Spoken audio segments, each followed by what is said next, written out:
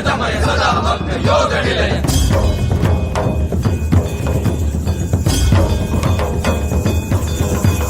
गंगाधर अक्षहार धर कुंडल दिव्य बाल नित्य ध्यान दिव्य तेज हर हर हर Mahadev.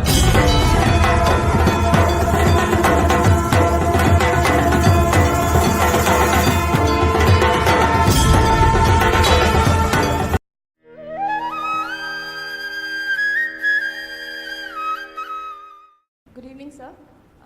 I happened to listen to a lecture of yours that talked about joy and happiness.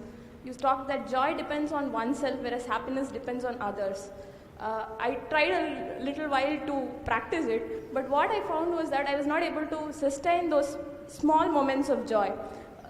I could experience joy when I was completely into it, very passionate about what to do, but somehow when an external person or say some external entity recognizes what I do, the joy is just out of my life. So how do you sustain those moments of joy and not succumb to these pleasures of happiness?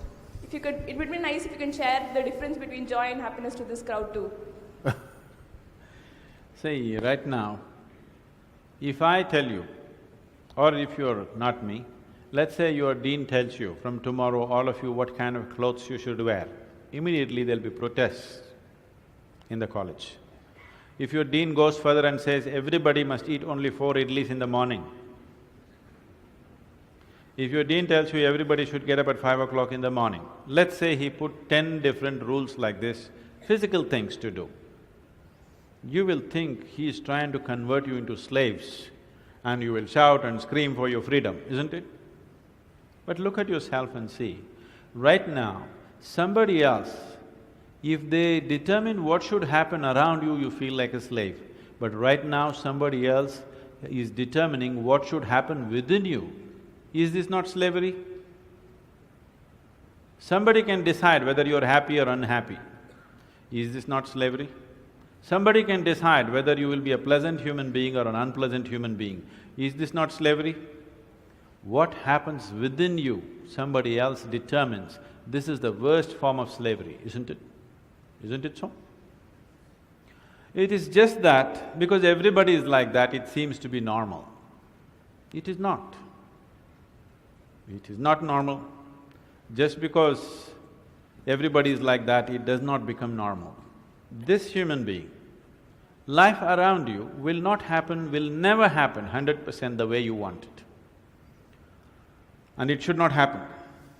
Because if everything happens the way you want it, where do I go? I'm very happy it's not happening your way. And now that you're a student, you're still a student, I believe about 60–70% is happening your way. When you get married, the percentage will get reversed.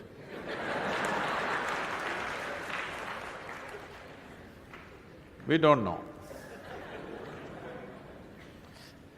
Well, we don't know whether which way it'll go. So if life around you will never happen 100% the way you want it, and it should not. Unless you're living with machines, life will not happen and even those machines will freak on you, isn't it? And the machines troubling you every day for something or the other, they do. So, outside will never happen 100% the way you want it, and if your happiness or your joyfulness, or let's not use all these so many words, essentially it is pleasantness versus unpleasantness. For pleasantness we have many names, we call it peace, happiness, joy, bliss, ecstasy. For unpleasantness we have many names, stress, anxiety, fear, tension, whatever else, madness, whatever. Pleasantness versus unpleasantness. If your pleasantness is dependent upon what happens around you, the chances of you being pleasant all the time is remote, isn't it? In the very nature of things, it's not possible. Only if you are able to create a distance between this and that, it is possible in the sense, whenever things don't work, there is a habit in lots of people, they will look up, Upar Isn't it? The whole world is looking up. Looking up. See, you know the planet is round? You know this? The planet is round and you're not sitting on top of the North Pole, you're sitting in Chennai, here in the tropical climate, and the damn planet is spinning. So if you look up, you're always looking up in the wrong direction. Isn't it? You're invariably looking up in the wrong direction, isn't it so? Maybe at a certain moment of whatever Greenwich Mean Time, 0 hours, when you looked up, maybe you hit the heaven. Rest of the time, you're always looking in the wrong direction. Isn't it so? So in this cosmic space, is there somebody who knows which is up and which is down? Does somebody know? Huh?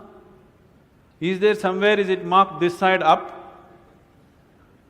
Nobody knows which is up, which is down, it's just an assumption, isn't it? Do you know really which is north, which is south? In the real sense, do you know what is north and south? It is just for our convenience, we just fixed it, isn't it? Yes or no? Do you know what's east and west? No. Do you know what is forward and backward? You do not know. None of these things you know. There is only one thing you can be certain of right now, this is, you know what is outward, what is inward. This one thing you're sure, isn't it? This is inward, this is outward. This is the only privilege you have. What is outward, what is inward, this is all you know. Just in case someday if you get enlightened, you will lose that also. Yes, that's what happened to me. Now I don't know which is inward, which is outward, which is me, which is not me, that's why I'm all over the world. Because I don't know whether this is me or that is me. So, now you say, I know what is inward, what is outward, let's examine this a little more. Can you see me right now, all of you? Can you see me? Just point out where I am. Use your hands and point out. Can you see me? Oh, you got it wrong. You know I'm a mystic. You're getting it completely wrong. Now, this light is falling upon me, reflecting, going through your lenses, inverted image in your retina, you know the whole story, right? Where do you see me right now? Within yourself. Where do you hear me right now? Within yourself. Where have you seen the whole world? Within yourself. Have you ever experienced anything outside of yourself? Everything that ever happened to you, darkness and light happened within you, pain and pleasure happened within you, joy and misery happen within you. Have you ever experienced anything outside of yourself? No. So what I am asking you is, what happens within you? Who should determine how it should happen?